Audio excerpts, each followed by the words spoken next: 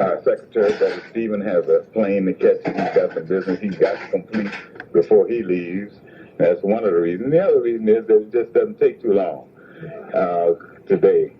We don't have to lay the kind of foundations we once had to lay.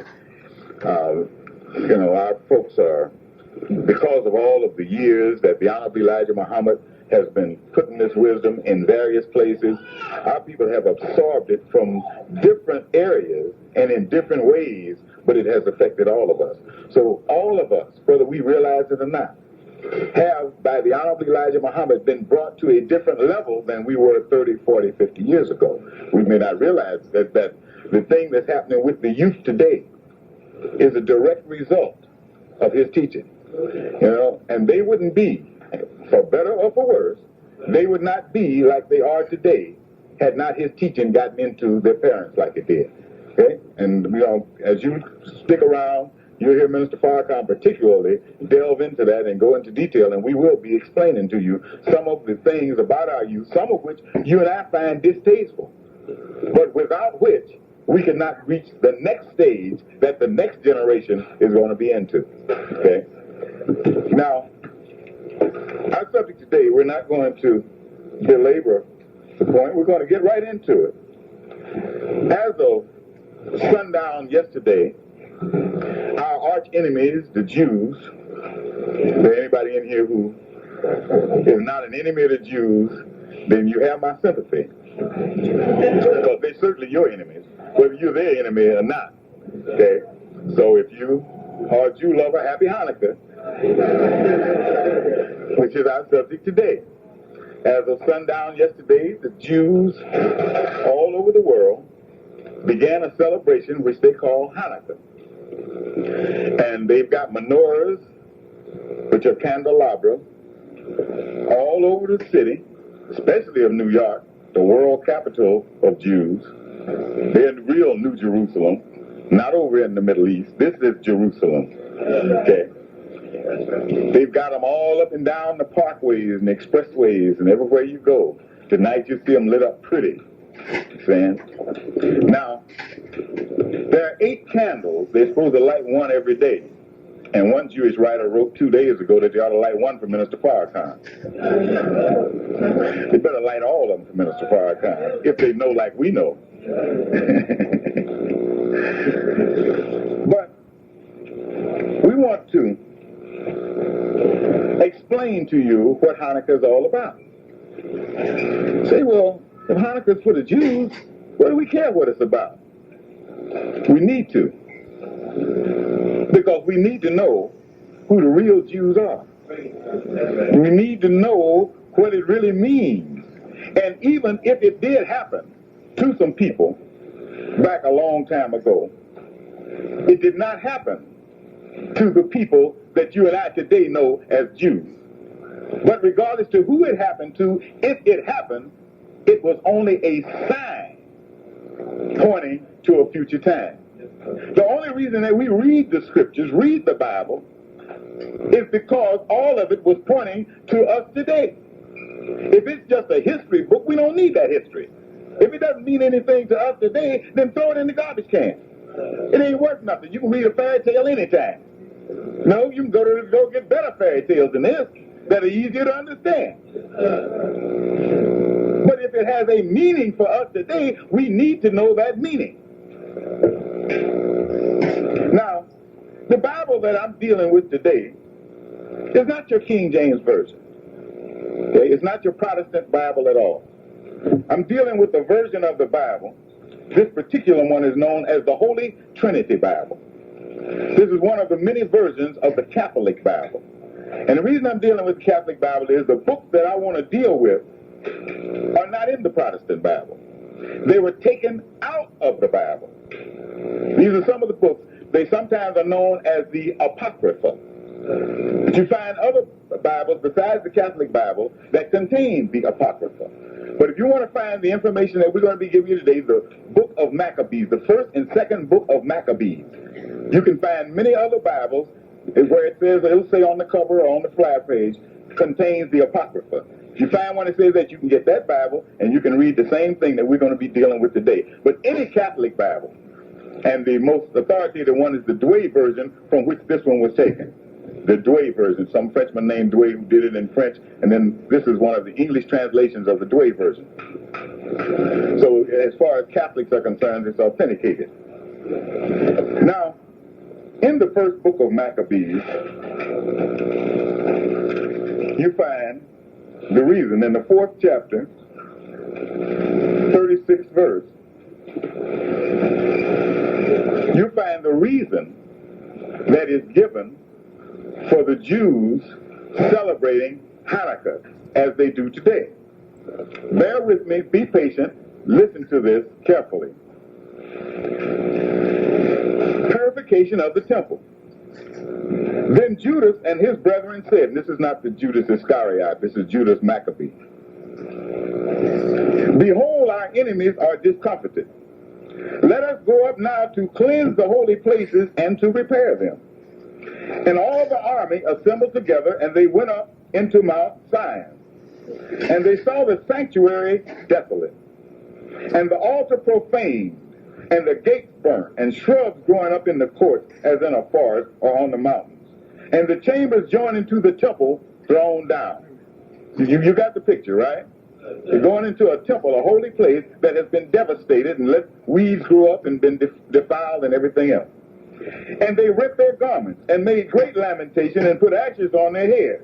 And they fell down to the ground on their faces, and they sounded with the trumpets of alarm, and they cried towards heaven. They began to pray and fast.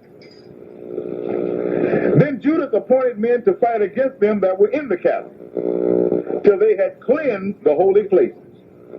And he chose priests without blemish, whose will was set upon the law of God. And they cleansed the holy places and took away the stones that had been defiled into an unclean place. And he considered about the altar of holocaust that had been profaned, what he should do with it. And a good counsel came into their minds to pull it down. This was the altar that had been their altar, but it had been defiled by disbelievers. So they decided they couldn't cleanse that altar. They tore it down, lest it should be a reproach to them, because the Gentiles had defiled it. So they threw it down. And they laid up the stones in the mountain of the temple in a convenient place, till there should come a prophet and give answer concerning them. Then they took whole stones according to the law, and built a new altar according to the former. And they built up the holy places and the things that were within the temple, and they sanctified the temple and the courts. And they made new holy vessels, and brought in the candlestick and the altar of incense and the table into the temple. And they put incense upon the altar, and lighted up the lamps that were upon the candlestick. And they gave light in the temple. And they set the loaves upon the table, and hung up the veils, and finished all the work that they had begun to make. In the 56th verse it says, and they kept the dedication of the altar 8 days, which is what the Jews do for Hanukkah, to commemorate that. And Judas and his brethren and all the church of Israel decreed that the day of the dedication of the altar should be kept in its season from year to year for 8 days. All right? Okay, that's what Hanukkah is all about. Supposedly the Jews, or at least really the Jews of the Scripture, the real Jews of the Scripture, rededicating a holy temple of theirs that had been torn down by disbelievers, that had been defiled and disgraced by disbelievers, and filth allowed to go into the place that was formerly holy to them. But what does it all stem from? How did it get like that? And what is the real story behind Hanukkah? Let us, as they say, begin at the beginning. You will notice in your Bible, if you've got a Protestant Bible, a King James or a Ward or any of those, Moffat, any of the great versions that are well known, New International Version and all of those.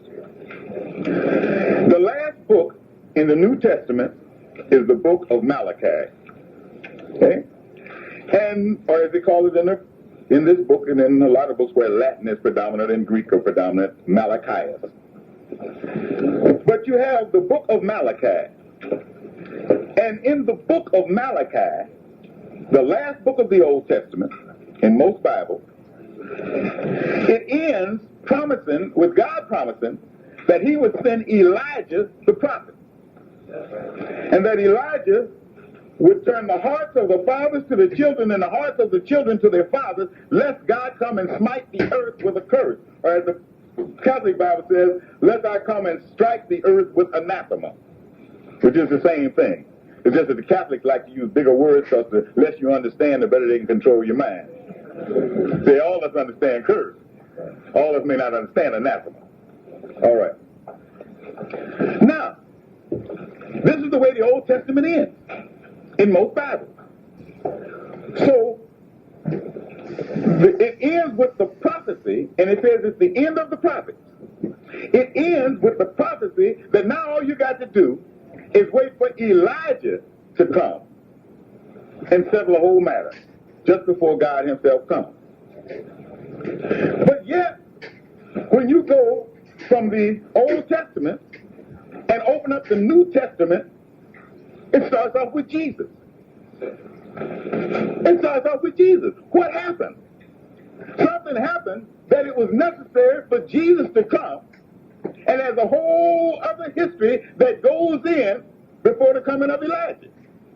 What happened now? Here we are waiting for Elijah, but something has happened that requires Jesus come in between before Elijah comes. Because something has gone on that's not in the book that you got. But in this book, you find that the Old Testament does not end with Malachi. There are two more books, the book of Maccabees, that tell about some events that happened after Malachi that messed up the whole thing and caused you have to have Jesus come along to make the way for Elijah.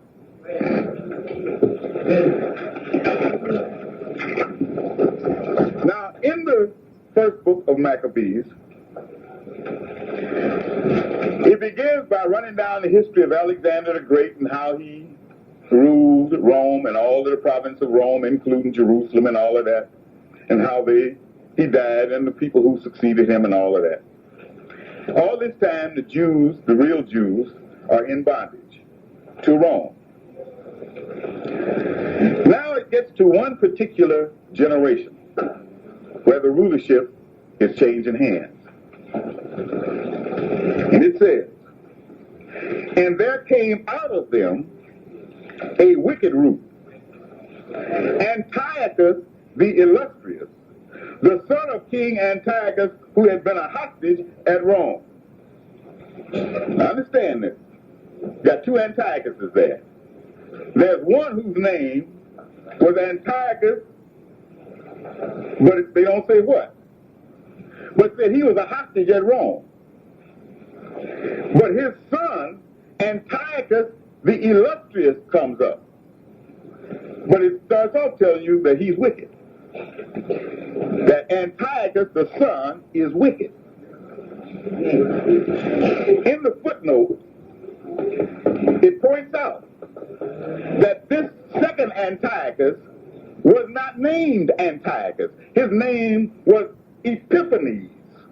His name was Epiphanes.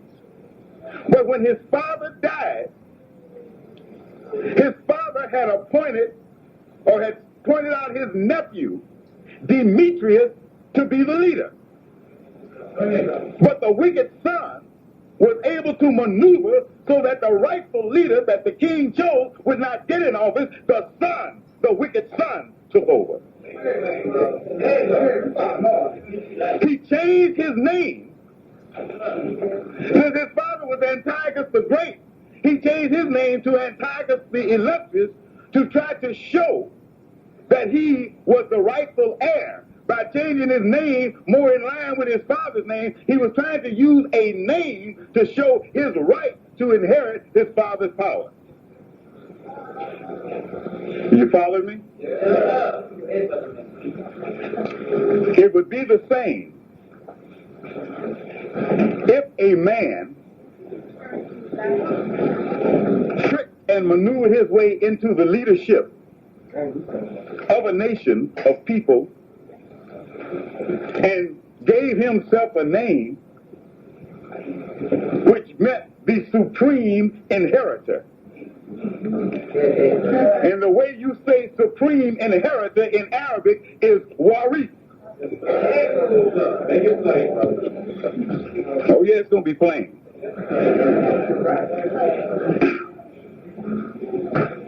Yeah, we dealing with it today.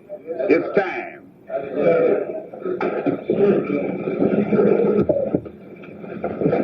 In those days there went out of Israel wicked men, and they persuaded many, saying, let us go and make a covenant with the heathens that are round about us. For since we departed from them, many evils have befallen us. Check that. We wanted separation from them. And you see how much hell we caused. So now let us declare ourselves patriotic. And every day have a World Patriotism Day. And let's have American flags on our rostrum to show we are with those heathens, so they'll put a press in us.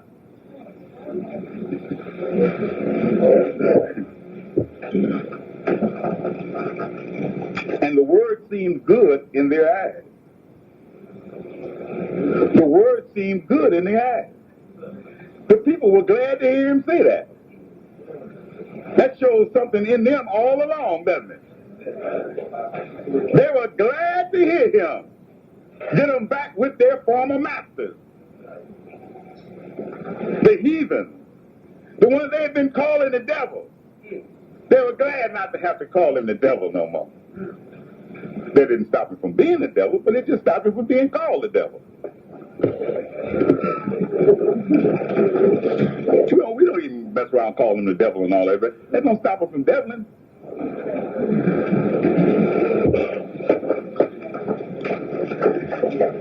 And the word seemed good in their eyes. And some of the people determined to do this and went to the king. Take this now. What are they going to the king for? It tells you. And he gave them license to do after the ordinances of the heathen. He gave them license. Doesn't mean he gave them a piece of paper like your driver's license or your wedding license. License is permission. That's why you find when a poet may say something like, and the moon spoke to me. Everybody know the moon don't talk. But they accept that because that's what's known as poetic license.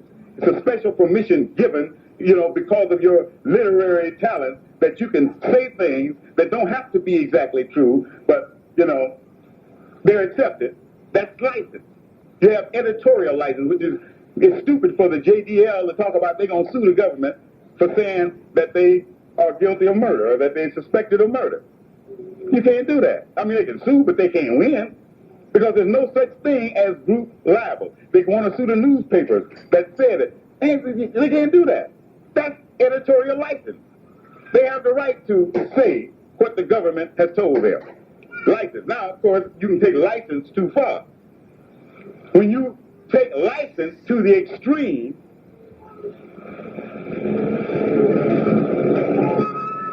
you become licentious. Which means filthy, lewd, lascivious, dirty, low down. Okay? That's what they going to the king. They want some license to get down. You read in the book of Daniel that when the slave masters tried to choose names for Daniel and his followers, they rejected their names. They didn't go and petition the slave master to let them use their righteous names. They say, the hell with your names. I'm using my own name. The Honorable Elijah Muhammad always taught us, don't go begging no devil for the right to use your name. He don't control those names. That's why you're getting out of his name. Because he don't control these names. God controls these. You don't have to ask nobody's permission to use them. And we never went and asked permission to use our righteous name. But when Imam Waris Din Muhammad came into power, he had all of his followers who took names and whom he gave names to go to the courthouse, get permission from the master to use the name of God. Get the devil's permission to use God's name. And that's why you see so many bank robbers and child molesters and everything else with all them holy names. Because it wasn't nothing but our license to do wrong in the name of God. Okay.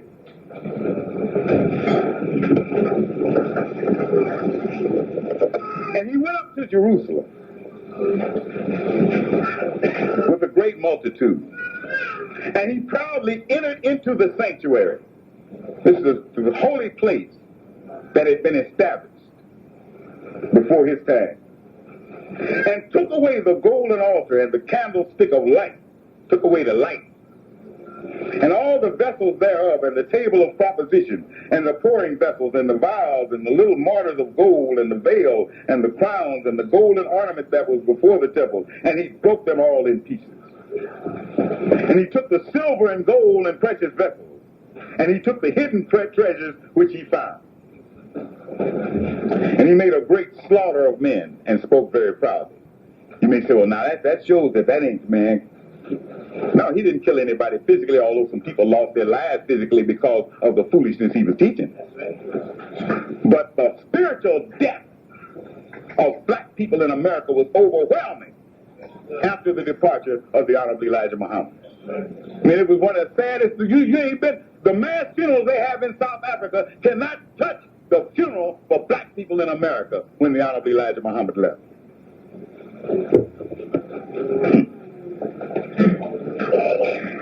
And the virgins and the young men were made feeble. That's right.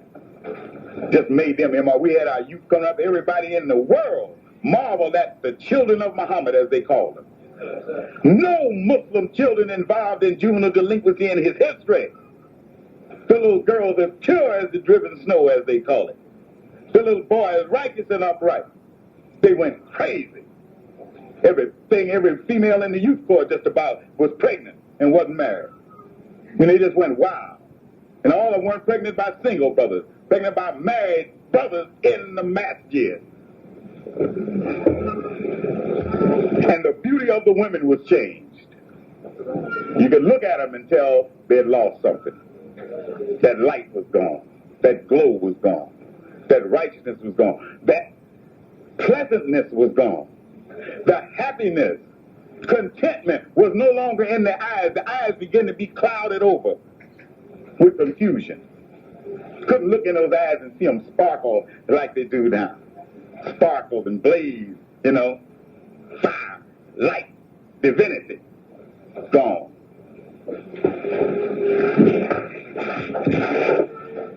And the inhabitants of Jerusalem fled away.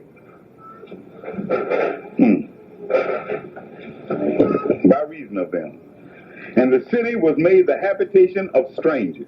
And she became a stranger to her own seed, and her children forsook her. You know how many of us just fell on out, went on out in the streets. Right? People started saying, whatever happened to the Muslims? Now, they still saw the folks going in and out the masjid. But the question was, whatever happened to the Muslims? So those obviously were not Muslims. Oh, we declaring war. I ain't got no problem with it. Anybody got a problem with it? No, sir. All right.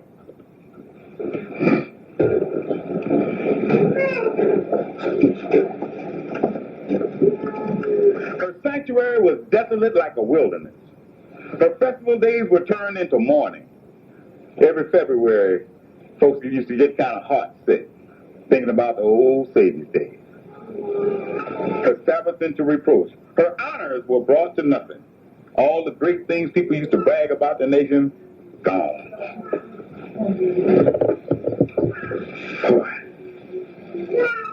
I mean, it sickens me just to think about this as I read it, because I lived it.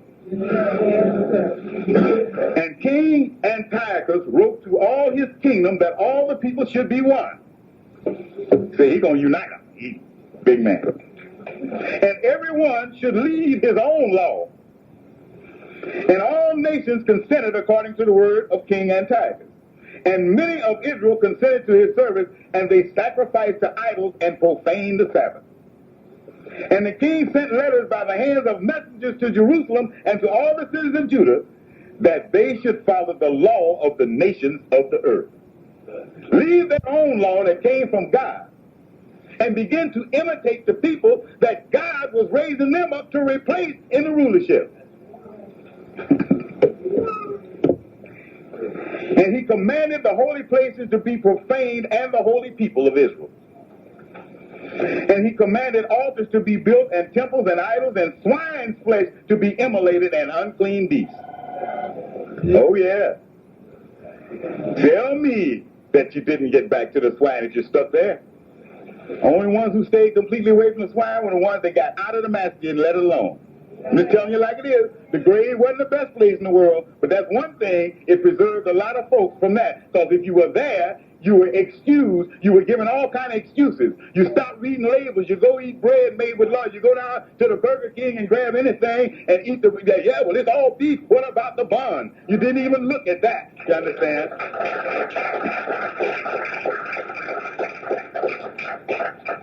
We're taught by that wicked ruler that if you go to somebody's house and they serve you some greens with some ham hocks in it, don't insult them. Move it over to the side of the plate and eat the greens with all the worms in it. That's what he said. So the book ain't lying on him yet.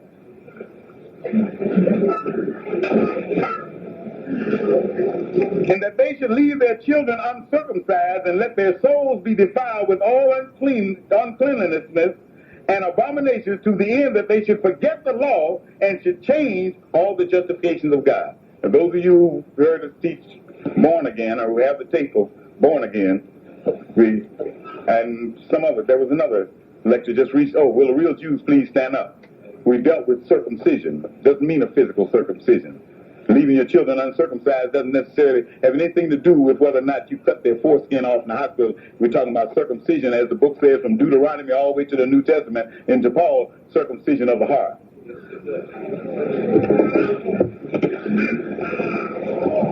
Then many of the people were gathered to them that had forsaken the law of the Lord, and they committed evils in the land. Like I say, go to the joint, you'll see them. These aren't, see, it used to be a time they used to talk about how many Muslims were in jail. And a great number of these were, most of them, 90% of them, were folks who had gone into jail, had been converted to Islam, and then had started spreading Islam in the jail. Not today.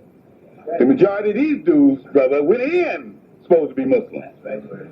They went in as Abdul van Muhammad. You understand? Oh, yeah. And names that long and records twice as long. Understand?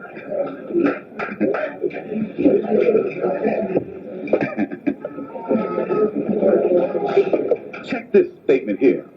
And they drove away the people of Israel into lurking holes and into the secret place of fugitives. And we know that's the truth. Folks who wanted to hold up the banner of the Honorable Elijah Muhammad were so disgraced and insulted by those that they had formerly been tight shoulder to shoulder with, that they just tried to ease away somewhere. They didn't want to be in conflict with their brother or their sister that they had walked with for so many years, but they were not going to give up their Lord. So they just tried to stay away from them, just pull themselves into a shell. They didn't have what you would call real friends out in other areas. 9 times out of 10, they had taught Islam to them so strong they had alienated them. And they were ashamed, and this is the truth.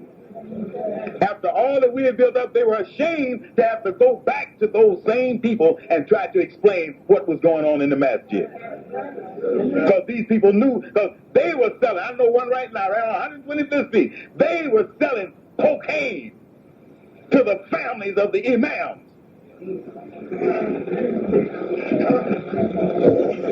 All right. You know. How you going to face them with all that you had talked to them about how great the Nation of Islam was, and them cats can show you contract pictures, anything. Let you hide on a closet and see the buy being made. And I don't mean just with the families, with the imams themselves. And they know I know, so if they want to challenge me, this is going on tape and it'll be public.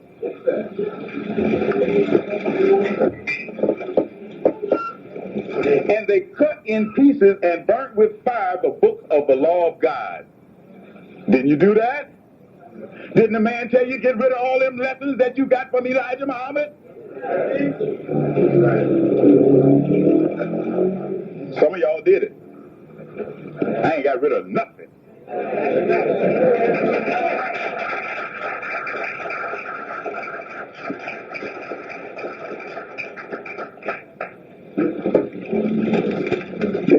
When you look at that, it's unmistakable. It is this particular book that Brother Jabril Muhammad used to begin turning my mind back toward the Nation of Islam. I met him and Minister Farrakhan and Sister Farrakhan,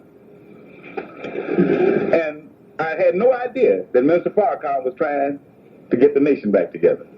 And when Brother Jabril went to tell me, Minister Farrakhan stopped him. And then after I left, they must have had some kind of conversation because Brother Jabril and I had agreed to get together the next morning. The next morning, we got together and spent the whole day together, and not once did Brother Jabril ever tell me that the minister had stood up.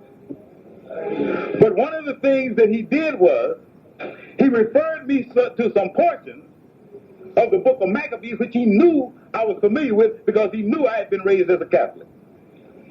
So he began to tell me, just give me hints. He wouldn't tell me what was in it, but he made me so curious that I ran home and read it. And as I read it, it was bad in television. That's right. It wasn't words, these were pictures. I saw characters walking. I saw the Honorable Elijah Muhammad. I saw Minister Farrakhan. I saw Worry C. Muhammad.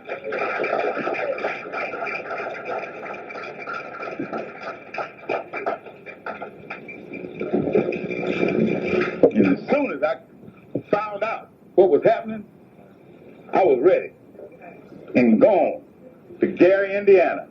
Zoom. And I'm thankful to Allah that from that day to this, I've been walking this path. Now, further on in the book of Maccabees, it talks about a man named Mattathias. They asked him to worship the false god. He declined. He defied Antiochus. At one point, Mattathias had to flee to the mountain. He was accused of murder. They looking for Mattathias.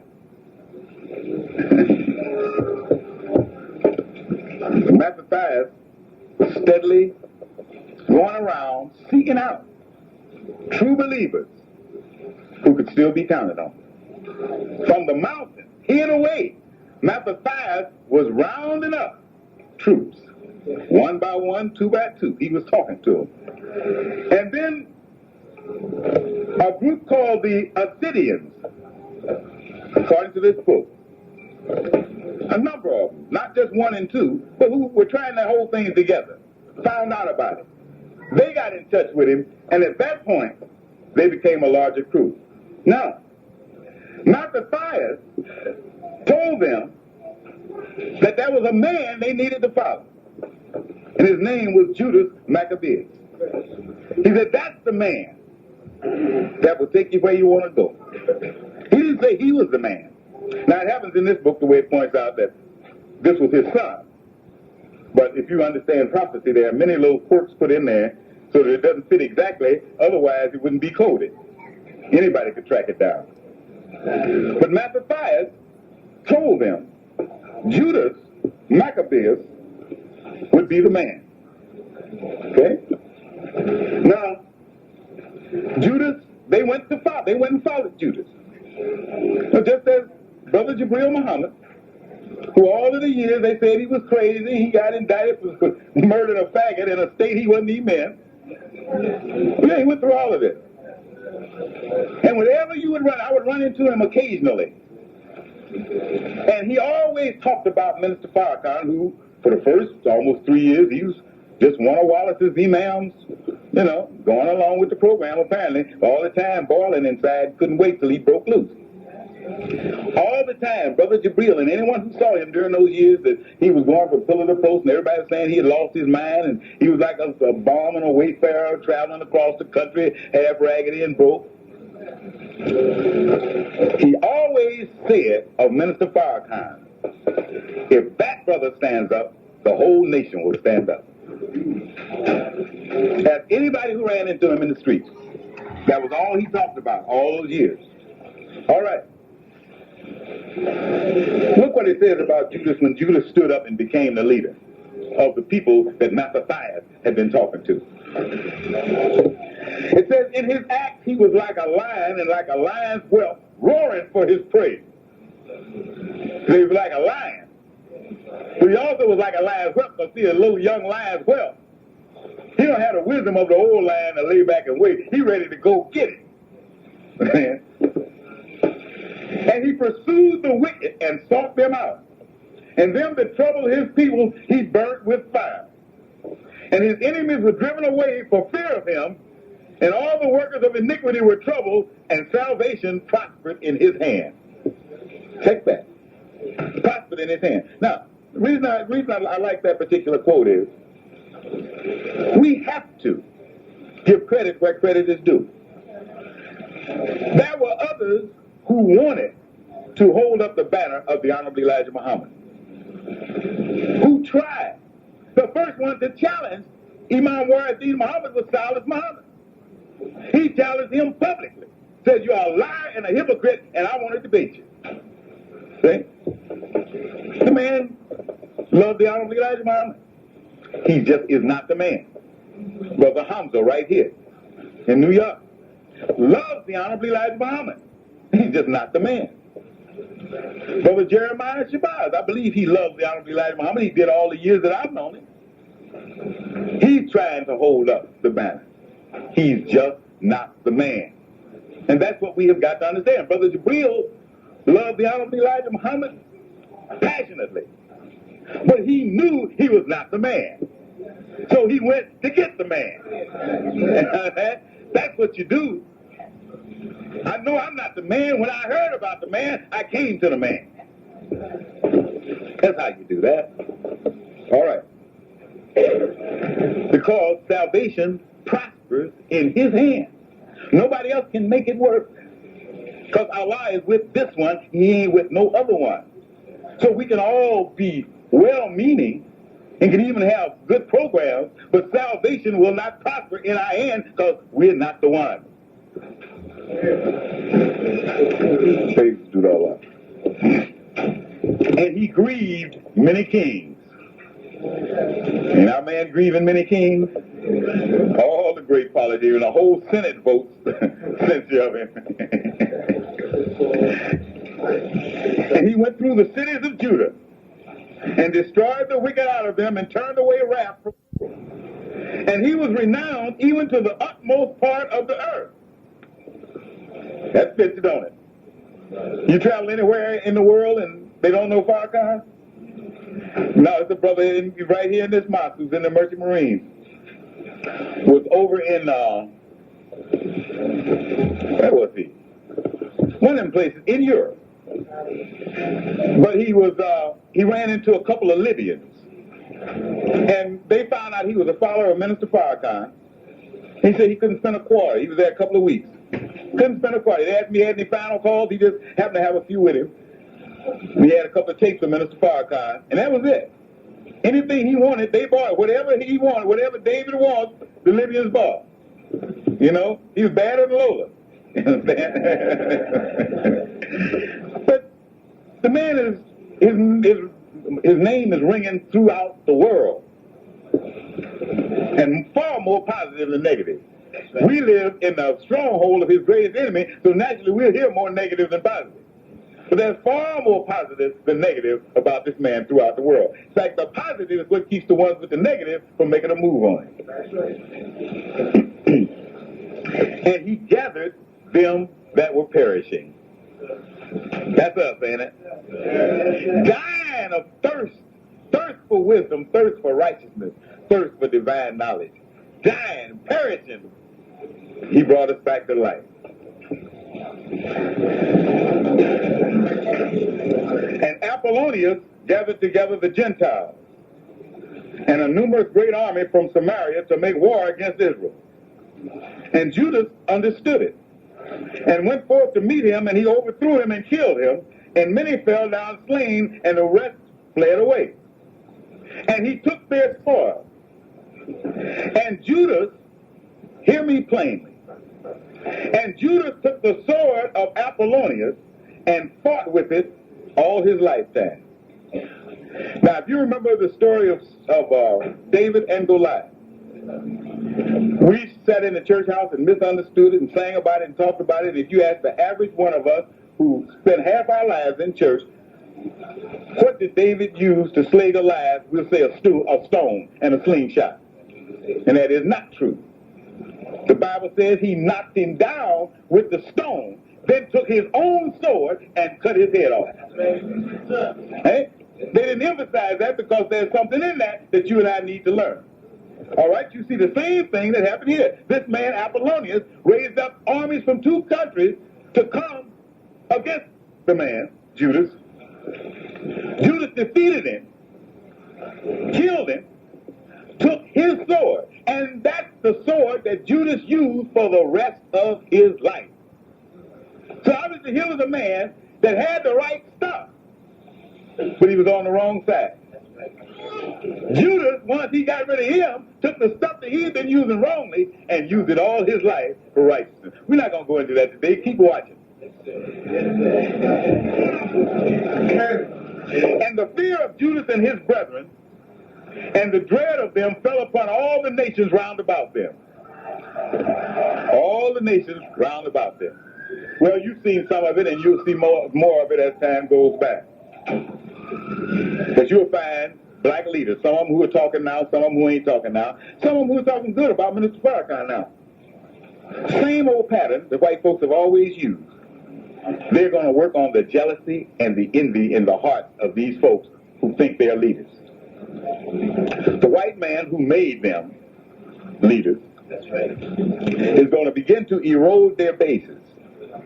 They will begin to lose their power. Then the white man won't say to them, see, I can take your power. Oh, he's too smart for that. That won't. At least we got enough guts in us from the teachings of the Honorable Elijah Muhammad. That would make any black leader stand up and fight him.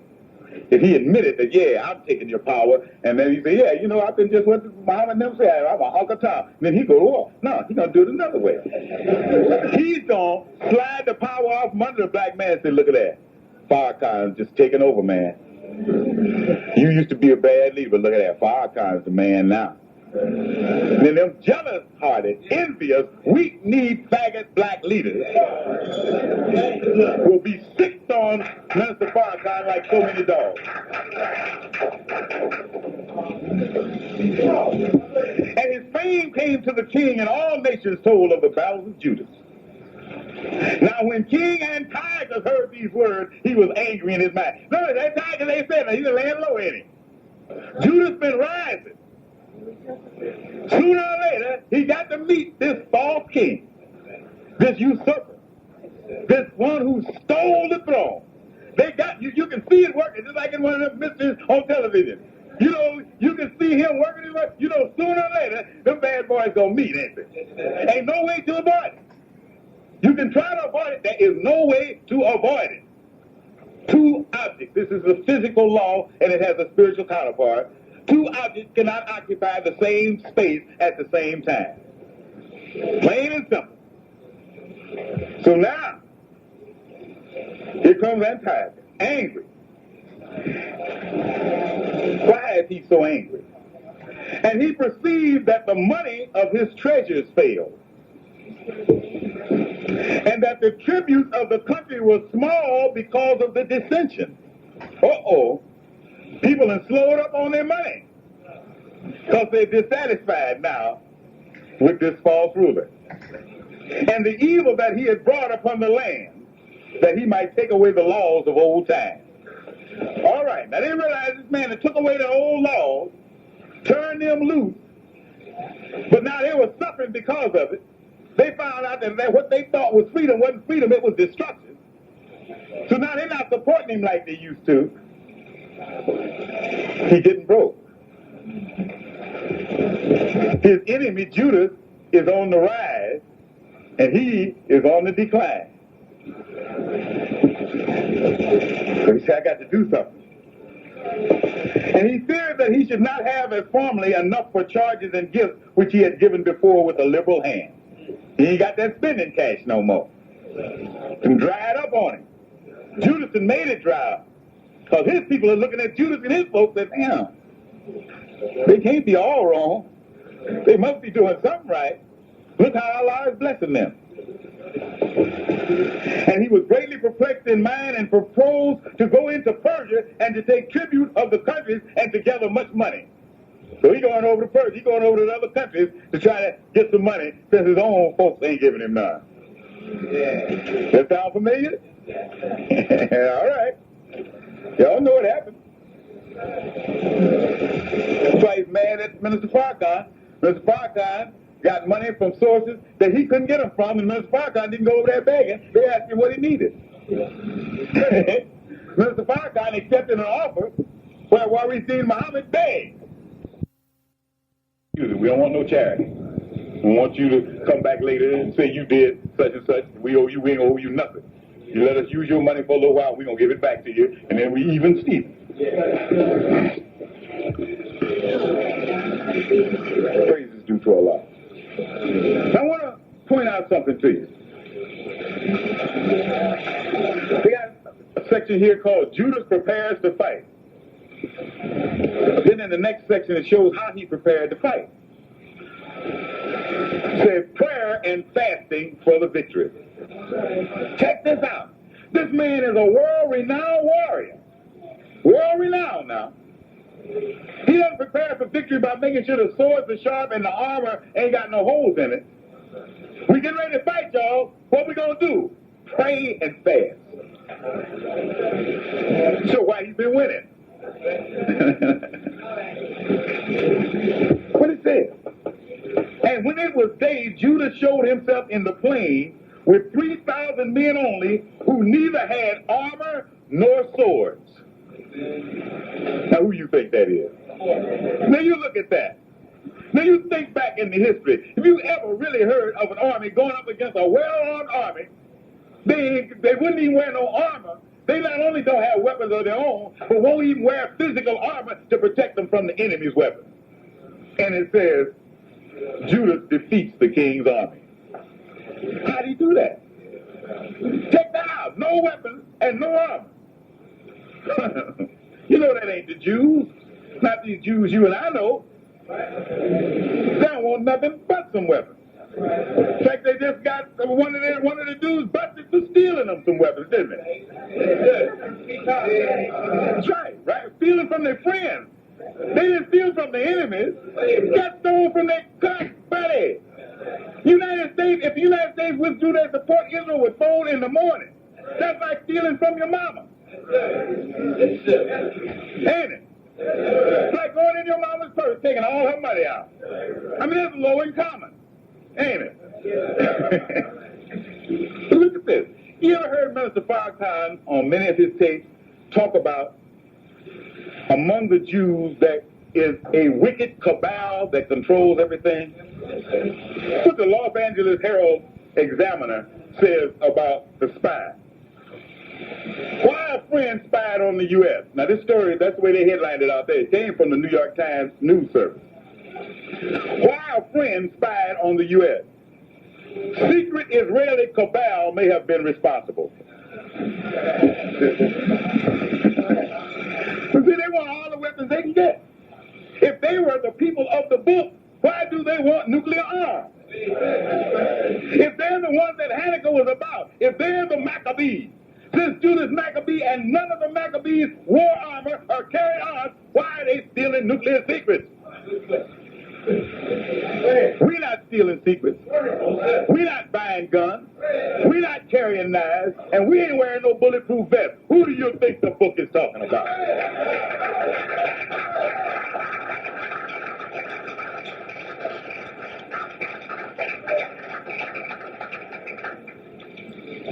Okay. Judas defeats the king's army. Then they got somebody else comes up to challenge him. What does it say? Judas prays for victory. Next section. Judas defeats Lysias. Is that something? Every time he get ready to go in prayer, go in battle, it doesn't mention about his strategy. Go into the war games room and pull out the maps and plot out where the divisions go. It don't mention that. He might have done that, but it don't mention none of that. Points out that, hey, we getting ready to fight, it's time to pray.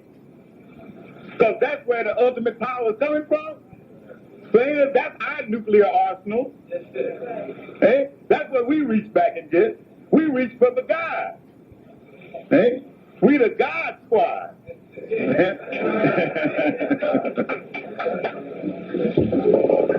All praise is due to Allah. So, brothers and sisters, when you see these so-called Jews during this 8-day period going through all of this stuff, know that they're only celebrating you. The mass of them don't know it. The rabbis know it. But the rabbis do not teach it to all of the people. Okay? But the rabbis know exactly where we're coming from. They understand it. They are purposely usurping our power because they know that helps them stay in that much longer. The longer they can keep us dumb. And the only way they can keep us dumb is keep their own people dumb. Because their own people, if the mass of the Jews knew what the rabbis know, the thing would be over quick because the first thing they want to do is wipe us out. And that would be the biggest mistake they could ever make. So the rabbis have to keep them asleep to keep them from acting a fool. Because they reach for us, they draw back another. See? Praise due to Allah. It's us all the way down the line. The Elijah that they set an empty place at their table for, he's already come and he didn't come to them. He came to us. They're still leaving their door unlocked, setting the table, pouring the wine, and Elijah's done his thing already. Okay? It's us, brothers and sisters. So, when you see the Jews that you work with or, be around and all of that, you can sincerely say to them, Happy Hanukka.